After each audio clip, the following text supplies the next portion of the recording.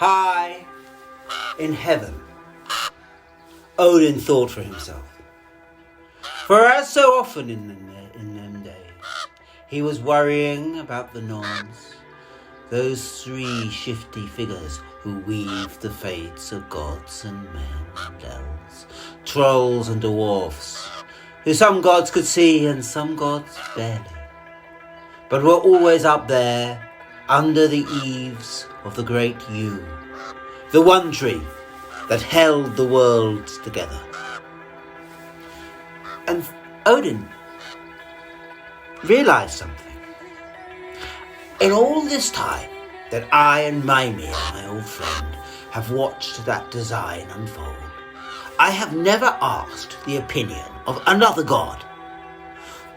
Why have I not? There are many gods who know about patterns better than me. Frey, Frigg, my wife. Or, and he suddenly realized who he was going to ask.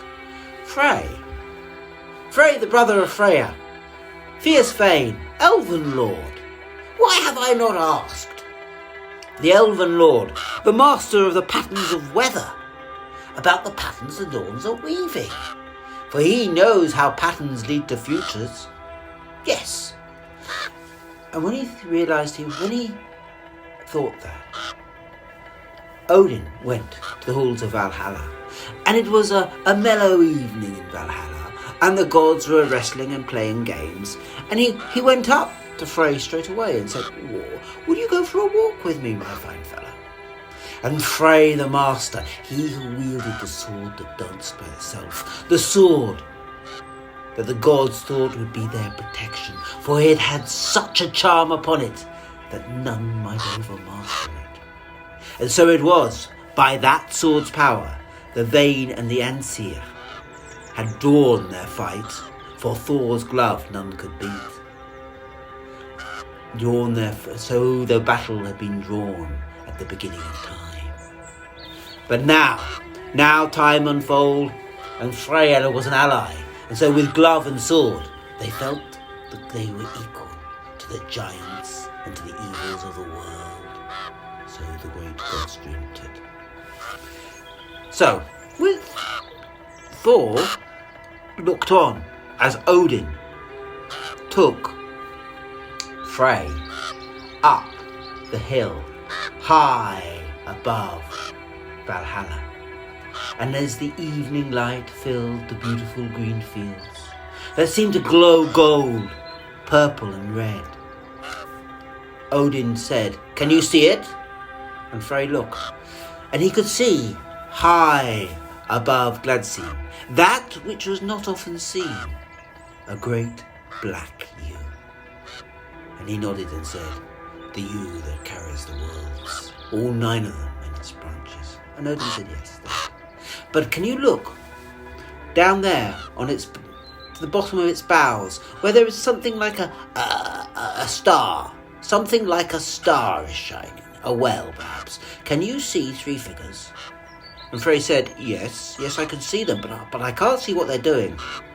They seem to be moving backwards and forwards by that star's light. And the Valfather said, "Come." And he took them, Frey, to the great tree. And they climbed up as high as Odin ever climbed. And then he turned and said, "Now, can you see more clearly?"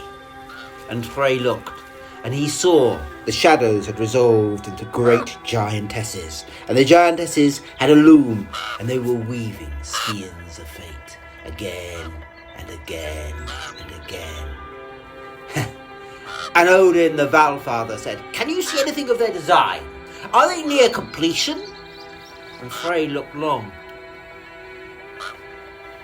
and he said, "No, I don't think so. These are motifs. Motifs take a long time to weave, and they haven't finished the first. And once it's done, they will need to repeat it again and again and again. They are no near to completion, my lord." And Odin smiled and said, "That is good.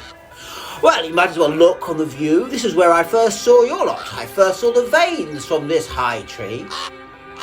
Now Frey was lighter than Odin, and he said, "Well, I can climb higher. Perhaps I can see even more." And he climbed up as high as he possibly could. And then he looked out upon the 9 worlds. To the east he saw the land of the uncouth trolls, and beyond it the land of the Vane, his own home kingdom, and beyond it the Kraken moved. And he snorted at the land of the Vane, for if truth be said, he was glad to be where he was. Then he looked to the north, and there were Thrym and his brothers wrestling and doing gianty things, and he snorted in derision. And then he looked west, to the lands of men, that are as complicated as ever they have been. And finally, his eyes seemed to be drawn south, and he looked over the fire and over the tumult, over the flickering flames, to the far kingdom of the giants, the fire giants of the south, to Surt's mighty craggy castle, all bone and skull and hate. And then beyond that, he seemed to see a vision, a great golden land gleaming, quite a garden as beautiful as the gods, and there were giants in it. And his eyes suddenly focused. There she was, all leather trousers, short hair and muscles, a giantess. And Frey felt his heart miss a beat. And as he watched, an old giant, he took it to be her father, came out of their great house. It was almost a manor house, hardly a castle. And coming before the girl, he hit her. For she had been mooning in the garden, looking, tending after the flowers, nurturing the great golden blooms that grew there. But her father dragged her into the hall, and as he went into the hall, gave her a sword, and Frey knew what it meant, for this was the hour fire giants practiced their martial drill. And Odin said, "Are you coming down?" And so Frey started to climb down, but his heart was still beating and beating. And just as he came down, his eyes caught the Norns, and for a moment it seemed to him that he had been wrong. That motif was closer to completion than he had thought.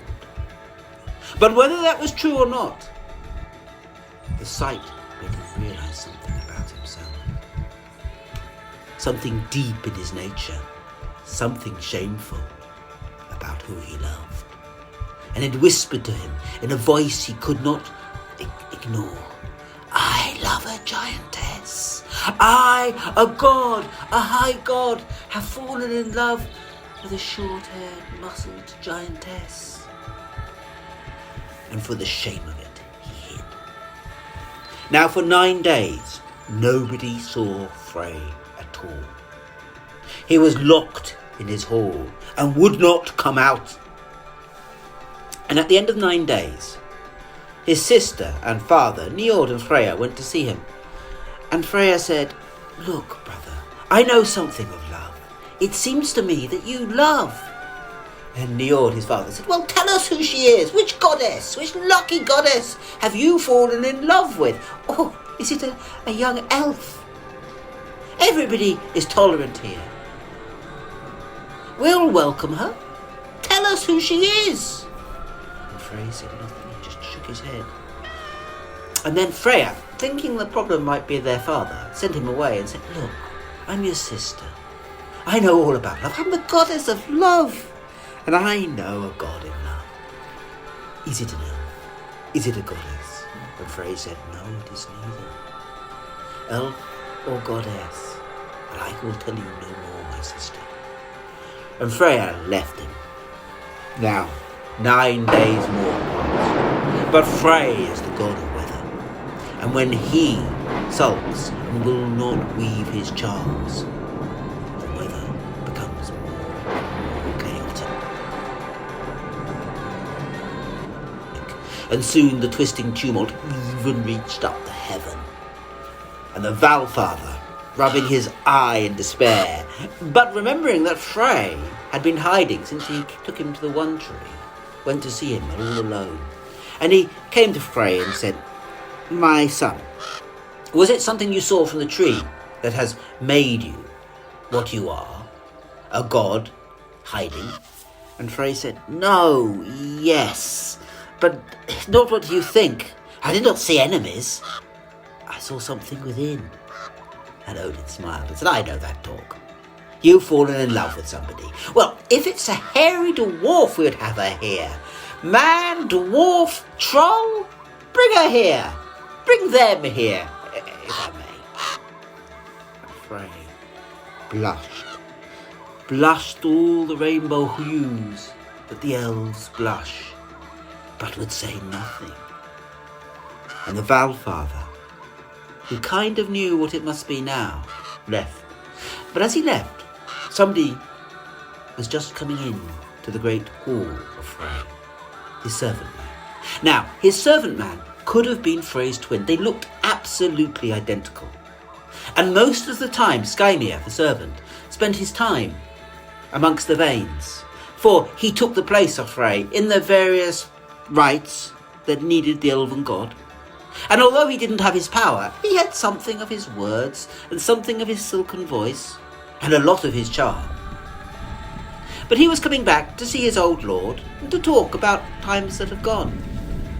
And Odin seeing him, said, "It is a blessing you are here. He has fallen in love with somebody. Can you find out who they are? And bring them here if you can." And so Skymir went to Frey. And Frey looked at Skymir, and Skymir was exactly like him. And he smiled and said, I'm glad you are here." And Skymir looked and said, "I know what that means, for I share your looks and your heart. You are in love. But for some reason I do not know. The love is shaming you." Oh, it's more than that. It's more than that. It's not just that I'm in love where I would not have looked for love. I do not wish to be in love. But there is a fear in my heart that if I follow this love, some disaster will unfold. Skymir said, "Well, I can't help you unless you tell me who or what they are." And blushing again, all the colours of the rainbow, Frey said, "I love a muscly, leather-clad giantess. A giantess of the south, whose name I hear in the wind is Gudrun, daughter of Beli, and I love her with all my heart and mind. But she is a giantess, my enemy. I cannot bring her here." And Skymir said, Didn't even One-Eye Odin say you could bring her here? I heard him say it. You can bring him here. Everybody would love her, even if she is a giantess. I bet she can wrestle as well as Thor." And Frey snorted and said, "My heart dreads my going. I cannot go for fear of what might follow." And Skymir said, "Look, I look just like you. Why don't I go and woo her? I am not a god. It doesn't matter if I am caught and tortured by the giants. You would always rescue me anyway. Let me go." "All right," said Frey, "you can take my boar." And then Skymir looked at him full in the face and said, "But I'll need your sword as well. Because how else could I prove that I was Frey?" And Frey said, "I was going to give you all my charms of gardens, and a great part of my gold, fully half my treasure. But my sword? You know, that sword was forged for me, by those dwarves who are dead now, for they were killed by the fierce frost giants who they cheated. The dwarves who were older than time itself, practically trolls, and they forged it up there in the north, on that anvil to which all compasses are drawn. On that black anvil they made me this blade, such a blade, and I traded all my silken tongue, all the dancing poetry of my words for that blade, for it dances in my stead, and is mightier, as words are mightier, than any foe. And what is more, it will defeat any foe as long as it is wielded by one wiser than they are. And so all the gods are defended. I know all this, said Skymir. And I also know that it cannot be broken, save, said Frey, what can break any sword? The anvil that made it. But that is a black anvil, lost in the far north. Nobody can find it. Your sword will be safe with me. I'll bring it back unnotched. But I need your sword if I am going to go forth as you. And his heart full of foreboding, Frey gave up the sword. and Skymir mounted on the boar that went faster than Baldur's sight, so that you arrived actually before you left. And he found himself standing in a garden. And on his lips were all the charms of Frey, charms of love. For Frey, although he had not the silken words of love, for he had traded them for the sword, had still many of its deepest feelings. And all the charms of the garden, all the spells of elven power were on the lips of Skymir then. And he knew why Frey had been so insistent that he had to go then and there. For when he came to the garden, he was alone. For it was that hour that all the male fire giants go to see their master, their Lord Surt, who was actually the grand uncle of Beli. And once a year, at that hour, they would go to see him, and they would invite Thrym, and they would all race up and down the highest mountain that they could find for full day and night. And so it was, when Skymir came to the garden, there was Gudrun quite alone. And she started when she saw him, and Skymir sung a song of beauty. He sung such a song that made the flowers bloom, all her most glorious treasures, the flowers of her heart. And then, when he saw that she loved him, Skymir thought of roses, and great red roses grew around Gudrun, and she smiled and said, "Who are you?" And Skymir said, "I have come from one who loves you, whose words these are. I come from my mirror image, from the great god Frey himself. Let me tell you of him." And Gudrun said, "All right, but let's go into the hall." "My father isn't here. He will be back in the morning." "I'm not sure it was by your father I came to visit," said Skymir, with silken words. And then he and Gudrun went to the hall, and there they ate together, and with a full silken tongue of elven charm, Skymir told Gudrun about Frey and his many deeds, of his deep love and how he pined for her, how he had seen her from afar, of his noblesse and his spirit. And she smiled and said, "If he is anything like you, I love him already." And Skymir laughed and said, "He is far greater than I am, and far more loving. He will gather you to him in some great embrace." And Gudrun smiled and said, "It's true. I have no love here. My father does not like me, but he will not let me marry unless you have brought some treasure." And Skymir said, "Do you think my master would have sent me to woo you without half an elven lord's treasure?" And Gudrun smiled. Well, the next morning, Beli came back. Now, Beli was a fairly typical fire giant. He was very tall and very fierce and very angry and very stupid and very greedy. And he didn't really care for Gudrun. Not much. She was a daughter. He liked sons. And although he cut her hair and she was all muscly and he trained her well, she was still a girl.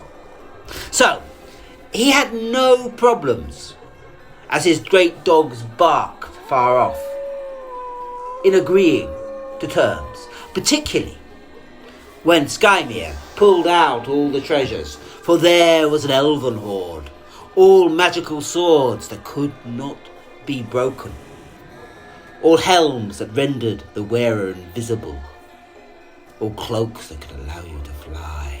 There were old dwarven treasures beyond beauty.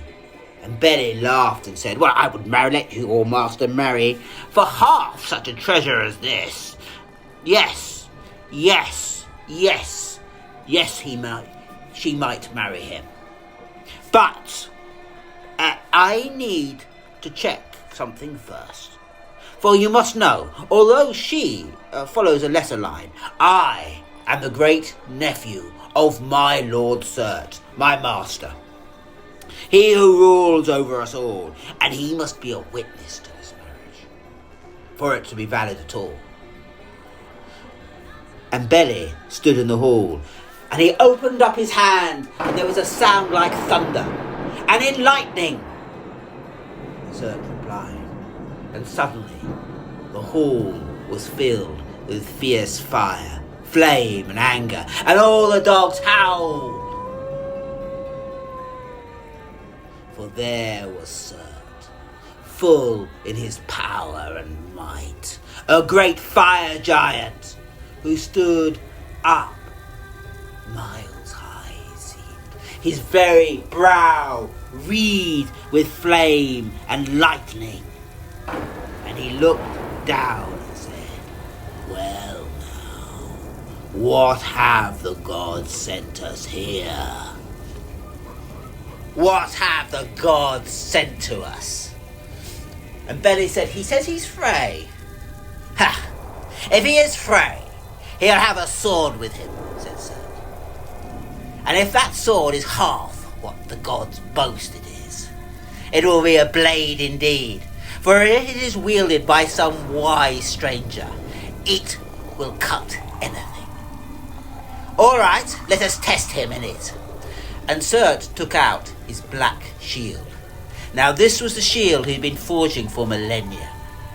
It was black and heavy and hard, made out of the hardest iron he knew. Thunderbolt iron it was. And at the end of time, he meant to wield it against the gods and crush the life out of them. For he was sure it was stronger than anything they had. And he put the shield in the middle of the hall and said, "All right, show us your blade." And Skymir took out the dancing blade and it started to move around the hall. And at first it wanted to attack Belly there and then. But Skymir shook his head and he pointed at the shield. When it saw that, the sword danced towards the shield and clove it fully in two. And Surt, when he saw that, stepped back and said, "That is a blade indeed. A blade to be spoken of with some far charm. But I do not yet know it is totally unbreakable, for in the end that was just a shield. Let us try it on something harder.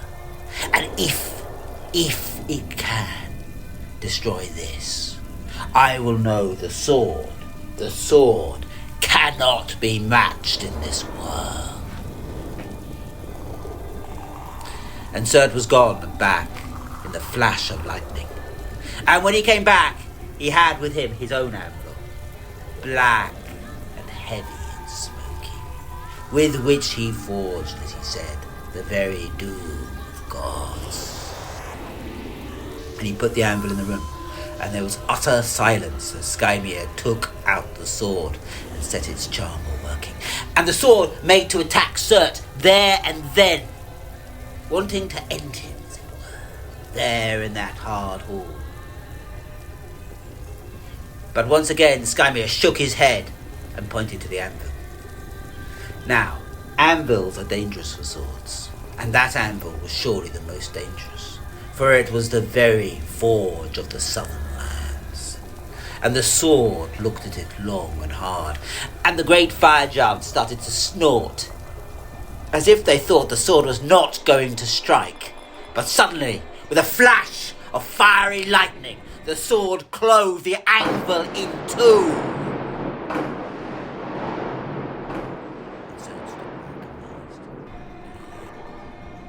He said, "All right, I accept. You are who you say you are. You are, if not Frey, some messenger of him." Now here, I must confess that Skymir had told a lie. You see, while he had wooed Gudrun, as if he was an emissary of Frey, but when her father Belly turned up, in his fear he had claimed to be the god himself. So, Surt agreed. "We all be married in the morning. But now, as you have a silken words, and must have many deeds, let us hold feast together. You may drink the wine of the south, and tell us of your many and great quests." And Surt and the fire giants sat down to a mighty feast, And Skymere had never seen the like, for there were strange meats and weird delicacies, and more than that, there was wine. Oh, there was so much wine. Wine of the far hard south. Now, fire giants adore wine, but elves love it more. And by the end of the evening, there was only Belly, Surt, Skymere, and faithful Gudrun awake. And Belly was starting to snort and to sleep. And Surt said, well, I must go back to my hall to get myself ready for the morning. And he appeared to leave. But to wise eyes, they would have seen a shadow stepping back into the hall. Now, throughout the evening, Skymere had been making up stories of his master.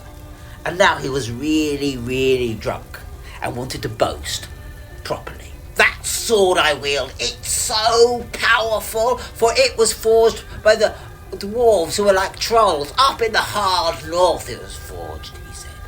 That sword I wield, none can break. Well, except, of course, the anvil that made it. But that is the anvil hidden in the northern lands, the anvil to which all compasses are drawn, and none might find that. Ha ha ha! And none might find that, he whispered at last, and fell asleep, and did not notice the shadow that seemed to be watching and listening, and as he snored left. Well, the next morning there was the great feast all laid out, and the wedding was to be like none other. And they waited and waited, but Surt was late. And when he came, the fanciful among him would have thought he was covered in frost, and he looked haggard, as if many days had fallen upon him. And in his hand he seemed to have still a compass, which he put in his pocket.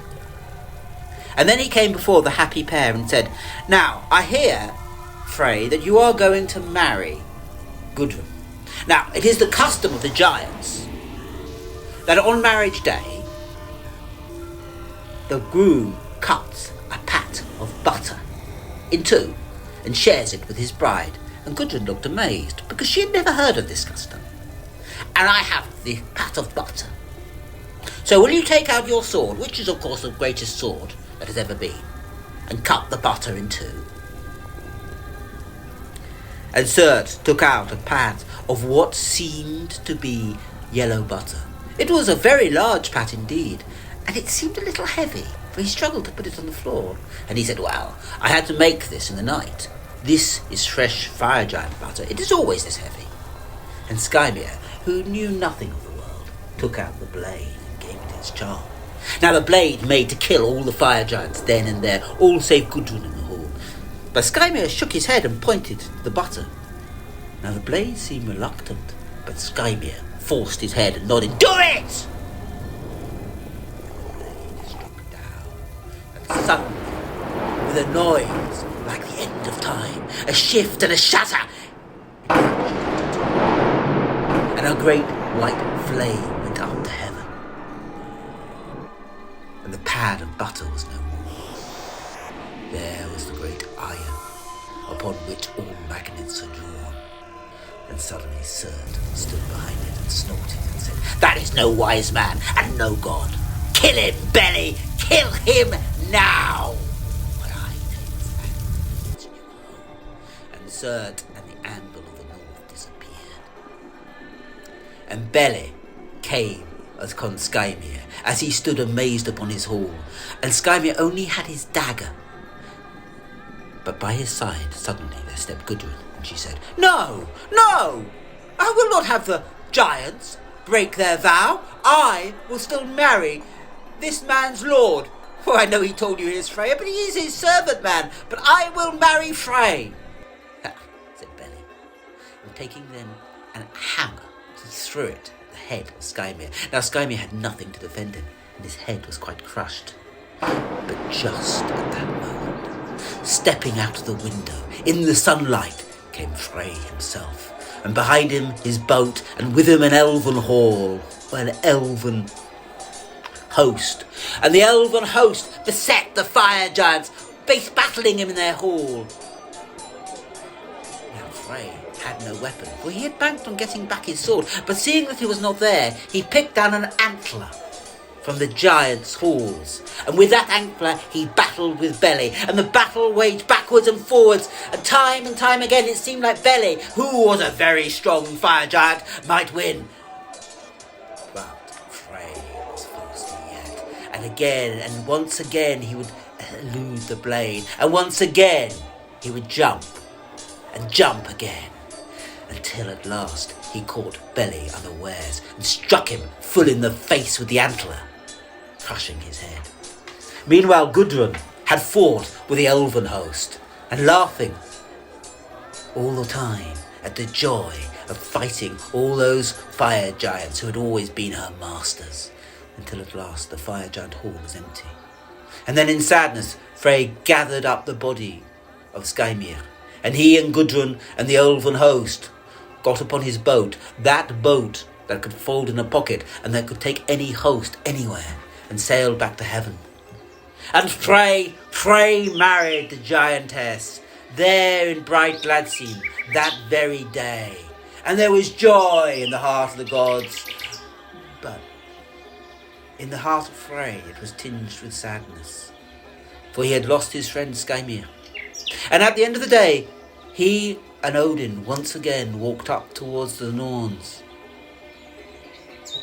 And Frey looked once again at the design, and he saw the motive had been made.